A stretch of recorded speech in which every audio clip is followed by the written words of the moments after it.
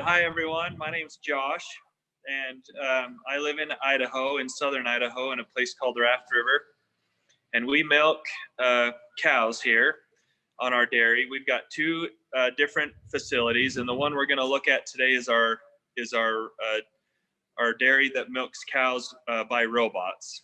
So at this dairy, you'll see something different than you might see at a lot of dairies, and that is there won't be a lot of people milking cows when they come in and are ready to be milked, but you'll see how we do that with robots, and we'll kind of walk you through that process. So joining me here today is Austin.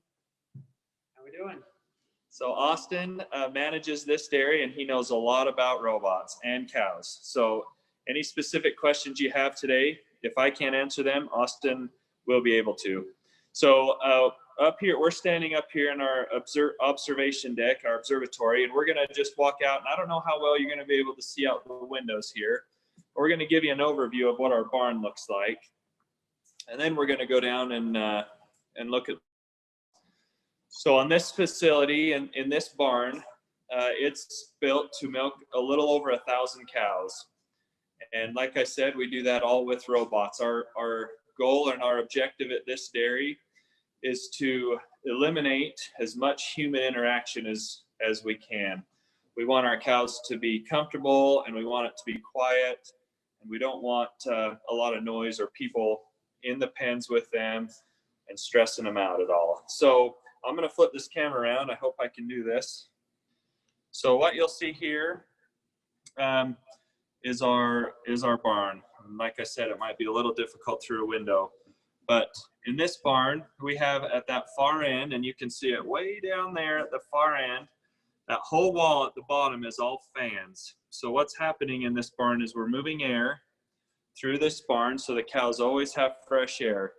And up here we have a curtain. When it gets warmer, the curtain raises up through the day, and when it gets cold, it comes back down, and it pulls all that air across this barn and pulls it right out the back, so the cows always have fresh air. It's a fairly controlled environment here. We try to keep it, it never freezes inside the barn. It always stays warm enough so it doesn't freeze, and in the summer, it actually stays a lot cooler than it does outside. You see these big fans here, and they're pulling all that air across the cow's back to make them comfortable. Down here, the red things that you see right here, those are free stalls, and that's where the cows lay down. You'll see over here, you've got all these cows that are just lounging, and we want our cows to be comfortable. When we go downstairs, we'll look at those. Those are actually water beds, and none of you probably know or remember having water beds in your homes, but some of your parents and grandparents might remember having water beds. So there's a little layer of water inside underneath those mats, and it just is a little more comfortable for them. So we want those cows to be, when they're not milking, we want cows to be eating, which you see over here, and we want them laying down. So that's what we want. That's our goal, is to make them comfortable so they're laying down and having a pretty relaxed life. So we're going to go downstairs, and we're actually going to look at the robot system. Some of the things while we're walking that we'll talk about is what we try to do with some of our water. On this facility, after a cow goes through the robot and gets milked, the machinery has to rinse off. And what we try to do is recycle that water. You'll see up here, I'll try to show you right through here, we've got some areas that water flushes and keeps the floor clean for those cows. So we try to be responsible with our natural resources, and we try to use that water. Once it's used to clean something, it'll be recycled and used to clean the floor. And after it gets done cleaning the floor, the solids and the liquid will be separated again, and it'll be reused again and again and again. So we're really trying to take care of water, of natural resources. So we're going downstairs, and we're going to go look at the cows. So we've got someone else just joined us, and this is my brother, Eric. And oh, hey, getting a little workout in. So we're a family farm, and Eric is joining us for viewer pleasure, I suppose. But he runs our farming operation, so it takes a lot of work to feed all these cows, and so he raises all the crops that we harvest and feed to our cows. So we're going to go inside the robot room now, and we'll show you what it looks like, how cows are milked with robots. I'm going to let Austin explain a little bit to you what's happening here. These robots are working. We're going to try to do it.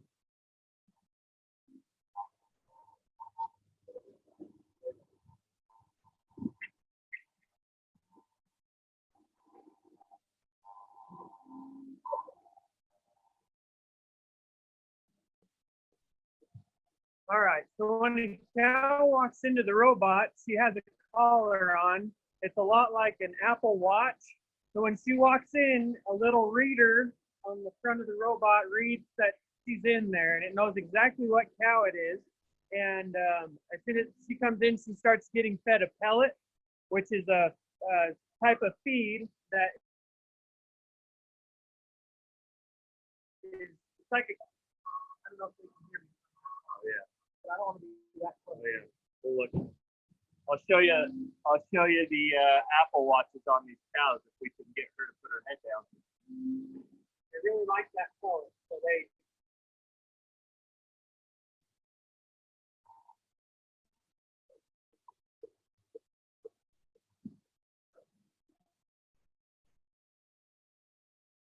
And so on the robot, there's a computer that tells us everything about that cow. So this cow's number is 8961. It tells us how much she weighs. It weighs her every time she comes into the robot. So if she starts losing weight, we know that she's not feeling very well, and we go and look at her. It tells us how much milk she's giving for this time that she's come into the robot. And then it also tells us how much pellets she's getting. So the more milk she gives, the more pellets she's allowed to eat. It also tells us her average time that she goes into the box or into the robot and how long she stays in there. So what happens when those milkers attach to that cow, they come down these lines right here. They end up in this tank.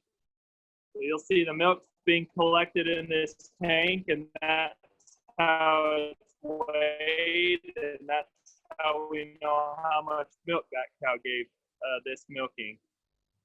So we'll go down and watch, see if we can see another one attach. The one down here.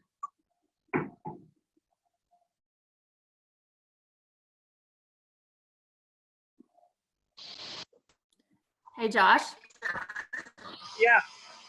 Breaking up a little bit, but so far so good. I just wanted to let you know that Max Erickson says your robots are super cool and everything about your farm is cool. I also have a couple of questions for you. Can you answer those?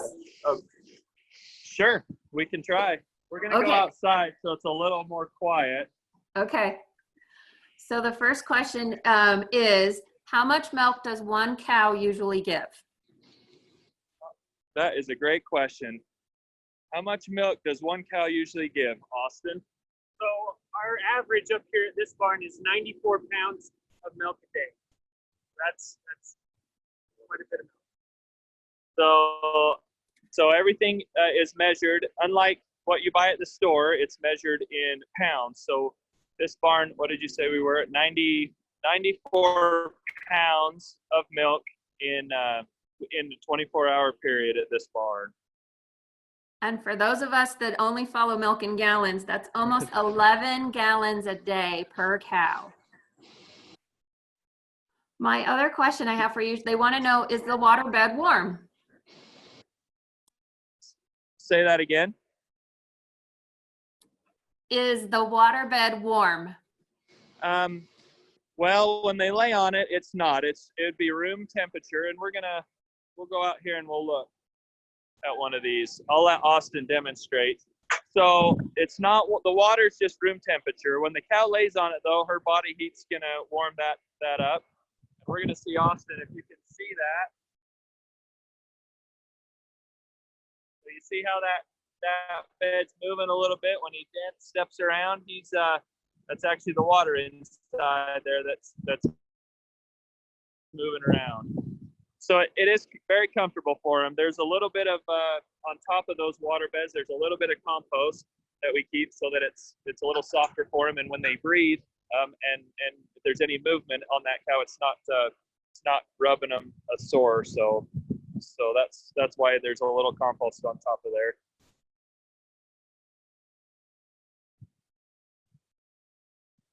Good questions.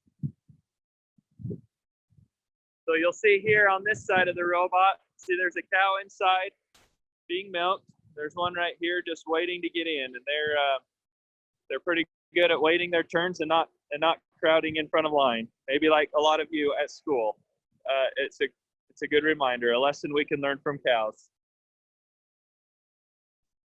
So we're going to go back inside here. Actually, do you want to go on the outside and then we'll look at the feed rations?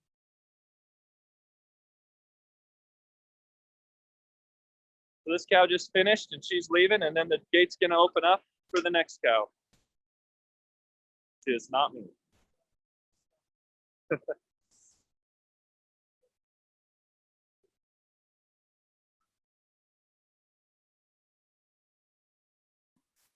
Josh, I have a couple of other questions. Awesome. One, this is what you answered earlier. How many cows do you have? And Max wants to know, does it stink in your barn? Also, very good question. So we, at this facility, we can house about 1,000, a little over 1,000 cows can be milked at this facility. We have another dairy, and it can milk, or currently has about 1,400 or 1,500 animals at that barn. So altogether, we're milking between 22 and 2,500 head. And part of our operation also is we have our own heifers that we're raising to come into the herd. So they're babies, anywhere from babies all the way up to just before they give a calf. And so, and as most of you probably already know, these cows give milk, but they only start giving milk after the baby. So once they come into the herd and start giving milk, we're able to harvest that milk and turn it to a lot of good different products. So one of the things that was okay, yeah. So the feed truck, if you can see on that side of the barn, is starting to come in, and we're going to walk over there and look at the diets that we feed these cows. So one of the things that we use on our dairy is a professional called a nutritionist. So he balances diets for us.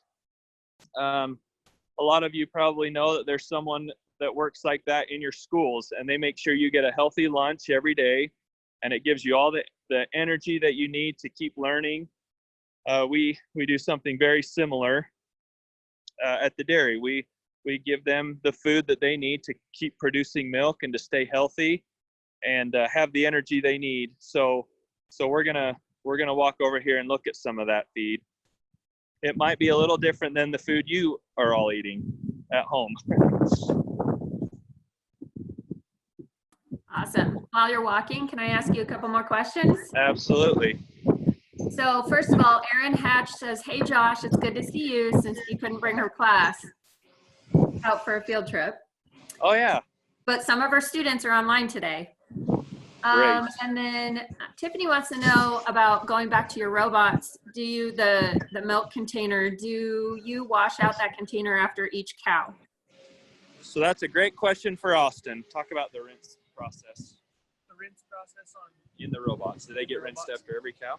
Yes, every cow they get washed. And when a cow comes in, there's actually a brush that goes and brushes off each quarter or each teat and makes sure that the stuff that we use actually makes them cleaner than most people's kitchen tables, is what we've been told. So they're very, very clean. And then in between each cow they get rinsed. The robot does. So.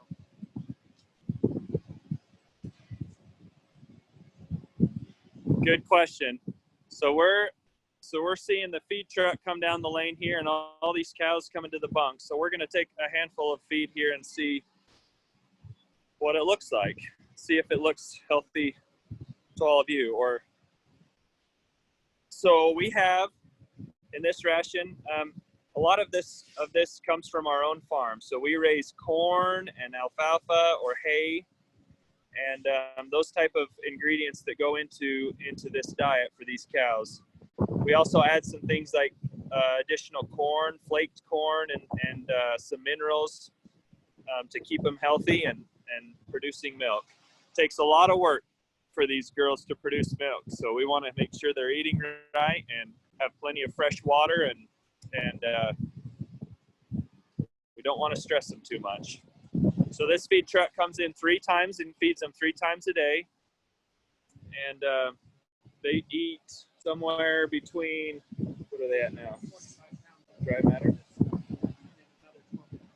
So they're at 45 pounds of feed on a dry matter basis in the bunk, and then 12 pounds of feed in the robot. So they're eating a lot of feed in a day.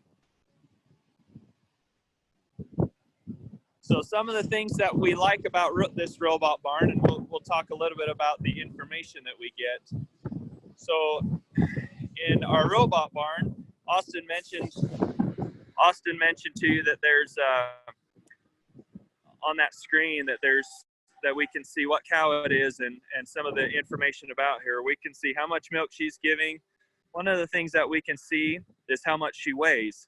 And if a cow loses a lot of weight over a short period of time, the robot will automatically sort her into a pen so that somebody can come look at her. Most of the time that's Austin. We want to make sure they're healthy, and that's one good indication that something may be wrong. They're not eating, so they lose a lot of weight. The other thing that it can tell us is if there's any type of temperature. If that cow's milk is warm, it would be just like a temperature that we run as humans. Our body temperature gets too warm, and that means we're not feeling well. So we can measure that through the robots, and we can take care of these cows sometimes quicker because we have the information before we can even tell that they're not feeling well. So there are some benefits to that. These cows are individually fed in the robot, like Austin talked about with the pellet. We're making sure they get exactly what they need, the energy they need. And if a cow's giving less milk, she doesn't get as much energy. And if a cow's giving more milk, she gets more. So we'll go in and look at the computer, and we'll talk about some of the other things that we gather. Anything else, Austin? Eric?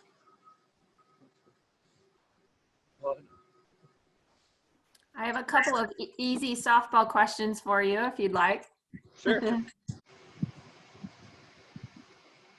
Josh? Yeah, go ahead. Yeah, so I have a question here about how much do your cows weigh and how long do your cows live? Very good question.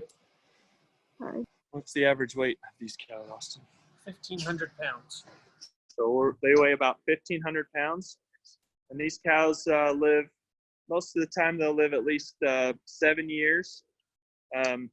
Sometimes they'll live a little longer. In this barn where we have a controlled environment, the theory is that they will give us a few more years of life because they're not being pushed by humans. They're not slipping on the ice like they might outside, some different things like that. So good question. They're usually 2 years old before we can start milking them. So we have to raise them for 2 years before they start giving any milk. So Austin's going to talk a little bit about some of the other information we gather. So all the information from every single robot comes here to a main computer, and some of the things that we measure are here on our screen. So some of the main things that we look at on a daily basis are how much milk we've made in the last 24 hours. So this barn in the last 24 hours has made about 71,000 pounds, almost 72,000 pounds. We also look at how many times the cow is coming into the robot on average. So right now we're milking about 2.9 times. And like I said, we're right around 94 pounds milk per cow per day. And how many times she is refused. So if a cow comes to the robot too many times, it'll actually kick that cow out and tell her to come back a little later when she's more full of milk, or it's been enough time. We also are looking at how long each cow's in the box or inside the robot. So each cow, it's an average of 7 minutes being milked. So that's something that we really are looking at extensively, because we want to make sure that we're being efficient with our box time, and we want the fastest cows in the robot barn so that we can keep them moving, keep the robots moving. What else? We can see how many failures. So if a cow comes in and for whatever reason she's not milked, if one of the cups that goes onto its teat is crossed, or there's a rope that's broken or something, there's a problem with the robot, we watch that just to make sure all our robots are running great. And then we also look at our free time, which is how long the robots aren't milking a cow. So right now we're at 26% of the day we're not milking a cow. So that's the number that we would like to get down to like 10%, just so that our robots are always milking a cow. Perfect. So we're going to go downstairs and we'll look at where the milk all ends up and kind of see how it works from there. So when milk comes out of a cow, it's warm, the body temperature of a cow. So we have to cool it down right away. So we'll show you how we do that. And before it goes to the processor. So one thing to mention that our milk all goes here locally to a place called Gosner's, and they make cheese. So a lot of our milk gets made to Swiss cheese, and some of it gets made to milk that you might drink in those little boxes. Some of you may be familiar with Gosner's milk. So we're pretty lucky. We really like sending our milk there, and it's pretty neat to eat cheese and know that it might come from our own farm. So when the milk comes out of the robot, it first goes through a cooler right over here that cools the milk down, and then it ends up in these big tanks. And then a couple times a day, twice a day, a milk truck comes to this barn and takes the milk away and takes it to town and gets dropped off, and it begins the cheese making process. So yeah, that's pretty well it. One thing that I wanted to mention too, when we back to this other room. So we have this is not a real cow. This is Bessie.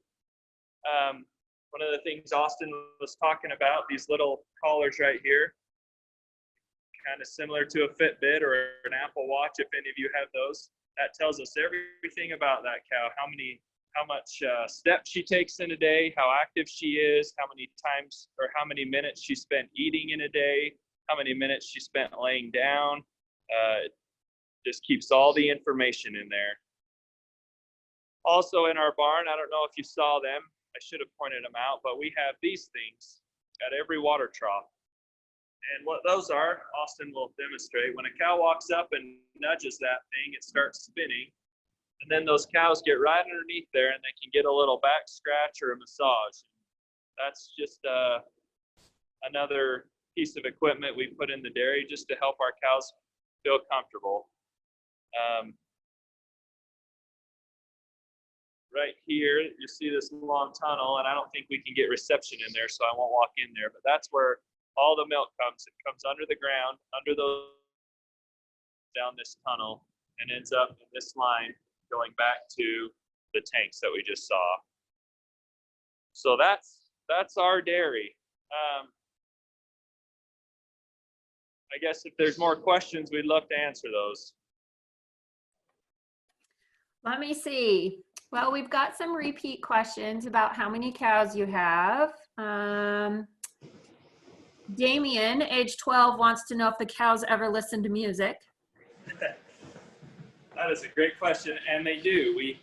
in this barn, we had, I'll walk over there right now, actually. We have installed, I will, let me, I'm just going to turn my camera around here.